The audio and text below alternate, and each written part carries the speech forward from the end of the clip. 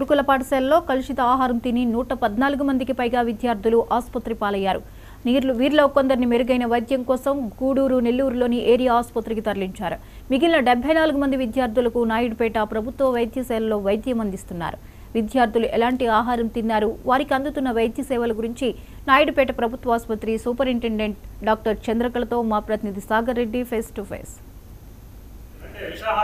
అనేక మంది విద్యార్థులు కూడా ఆసుపత్రి పాలయ్యారని చెప్పి పరిస్థితి ఇప్పుడు నెలకొంది. ప్రస్తుతం మనం ఉమ్మడి నెల్లూరు జిల్లా అలాగే ప్రస్తుతం చిత్తూరు జిల్లాలోని నాయుడుపేట గవర్నమెంట్ హాస్పిటల్ని సూపరింటెండెంట్తో పాటు ఎందుకంటే ఇప్పటికే సుమారుగా 114 మంది పిల్లలు, చిన్నపిల్లలు ఫుడ్ పాయిజన్ పెట్టి హాస్పిటల్లో జాయిన్ అయ్యారు. కొంతమందిని మెరుగైన వైద్యం కోసం గూడూరు కావచ్చు, అలాగే సూర్యాపేట కావచ్చు, నెల్లూరు కూడా పంపించిన పరిస్థితి. అసలు ఏం జరిగింది, ఎందువల్ల పిల్లలు ఇంతమందికి ఈ రియాక్షన్ వచ్చిందని వివరాలు తెలుసుకునేందుకు మేడం అని తెలుసుకున్నాం. మేడం చెప్పండి, ప్రాథమికంగా ఏం గుర్తించారు, ఇంతమంది పిల్లలకి ఎందువల్ల బాగా వచ్చిందని తెలుసుకుంటారు? నైట్ 12 గంటలకు నాకు ఇన్ఫర్మేషన్ వచ్చిందండి. నేను వెంటనే ఇక్కడికి రావడం జరిగింది. అప్పటికే మా దగ్గర 26 మంది అడ్మిట్ అయి ఉన్నారు. తర్వాత మళ్ళీ ఇంకా చాలా మంది వచ్చారు. 36 పొద్దునకంతా 71 మెంబర్స్. అందులో అందరూ బాగా కోలుకున్నారు. అందులో వచ్చి 7 మెంబర్స్ కొంచెం సిక్గా అనిపిస్తే నేను డిఎంఎన్హెచ్ఓ సారు ఇద్దరం కలిసి జీజీహెచ్ నెల్లూరుకి పంపించాము. అక్కడ వాళ్ళు కోలుకుంటున్నట్టు సమాచారం మాకు. అలాగే కూడా నేను నైట్ పిల్లలందరినీ కూడా ప్రశ్నించాను ఏం జరిగింది అని.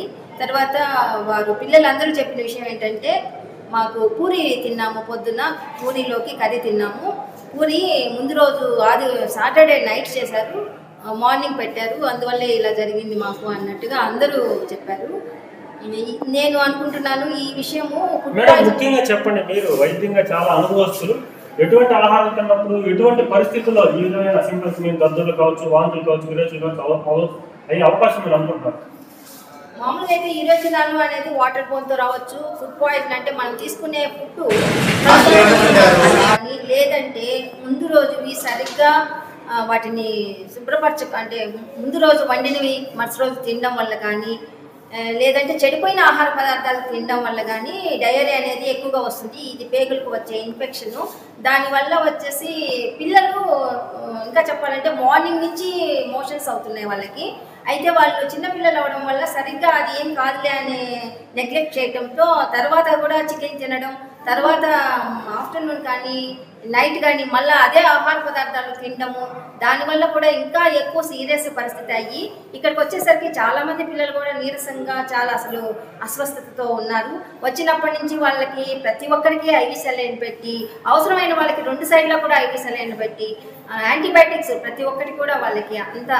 మేడం, ఎప్పటి నుంచి మన హాస్పిటల్కి విద్యార్థులు తీసుకొస్తున్నారు? ఎంతమంది ఇక్కడ మన హాస్పిటల్లో జాయిన్ అయినారు?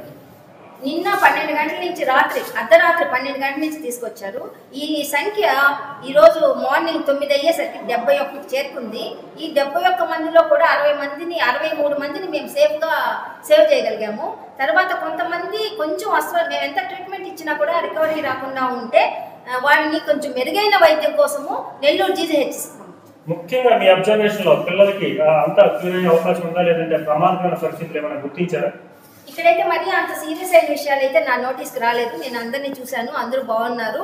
ఇంకా మెల్లమెల్లగా ఒక్కొక్కరిగా డిశ్చార్జ్ కూడా చేసేస్తాను. చివరగా దీన్ని ఏమని పిలవచ్చు? డయేరియా అనొచ్చా, లేదంటే ఫుడ్ పాయిజన్ అనొచ్చా? సింటమ్స్ బట్టి మీరు ఏమని చెప్పగలరు? ఫుడ్ పాయిజన్ వల్ల వచ్చిన డయేరియా. సో మొత్తం మీద పిల్లలు తిన్న ఆహారం వల్లనే ఈ విధమైన పరిస్థితి నెలకొంది. ఇదంతా కూడా ప్రస్తుతం ఇక్కడ హాస్పిటల్ నుంచి అందరూ కూడా ప్రాణాపాయ పరిస్థితి లేదు. కొందరు ఏదైనా మెరుగైన వైద్యం కావడం వాళ్ళందరినీ కూడా ఇటు గూడూరు కావచ్చు, అలాగే నెల్లూరు కూడా పంపించిన పరిస్థితులు ఉన్నాయి. కాబట్టి ఇదంతా కూడా ఫుడ్ పాయిజన్, పూరి కావచ్చు, అలాగే వాటర్ కావచ్చు, అలాగే తిన్న కలుషిత ఆహారం వల్ల కావచ్చు, ఈ విధంగా వచ్చిన పరిస్థితి నెలకొందని చెప్పి ఇక్కడ మనకి సూపరింటెండెంట్ చెప్తున్న పరిస్థితి. సో మొత్తం మీద చూసుకుంటే మరి కాసేపట్లో ఇప్పటికే కలెక్టర్ ఇక్కడికి వచ్చి వాళ్ళందరినీ పరామర్శించారు. అలాగే ముఖ్యంగా సూర్యాపేట ఎమ్మెల్యే నెలవల్సరి కూడా ఇక్కడికి వచ్చి అందరినీ బాధ్యతలు పరామర్శించి వారికి ధైర్యం చెప్పారు. మరి కొంతసేపట్లో సాంఘిక సంక్షేమ శాఖ మంత్రి బాల వీరాంజనేయ కూడా ఇక్కడ నాయుడుపేటకు వస్తారని కూడా సమాచారం ఉంది. మొత్తం మీద పరిస్థితి అదుపులోనే ఉంది. పిల్లలకి ఎవరికి ప్రాణాపాయం లేదు. కాబట్టి ఇవన్నీ పక్కన పెడితే దీని మీద ప్రత్యేక దృష్టి సారించాలి. ముఖ్యంగా చూసుకుంటే ఆహారం శుభ్రత, అలాగే హాస్టల్లో పరిస్థితుల మీద దృష్టి సారించి ఏదైనా బాధితులు నిర్లక్ష్యంగా అక్కడ ఎవరైతే వాటర్ ఉండాలో అక్కడ వాటర్ కూడా ఉండకుండా విధుల్లో బయట చూసామని చెప్పి కలెక్టర్ కూడా కొంచెం చెప్పడం జరిగింది. సో మొత్తం మీద వారి మీద కొంత చర్యలు అయితే తీసుకోవాలని చెప్పి కలెక్టర్ తెలుస్తుంది. మొత్తం మీద ఇది ఇక్కడ తాజా పరిస్థితి. కెమెరామెన్ ఈశ్వర్తో సాగర్ రెడ్డి, 99 నాయుడుపేట.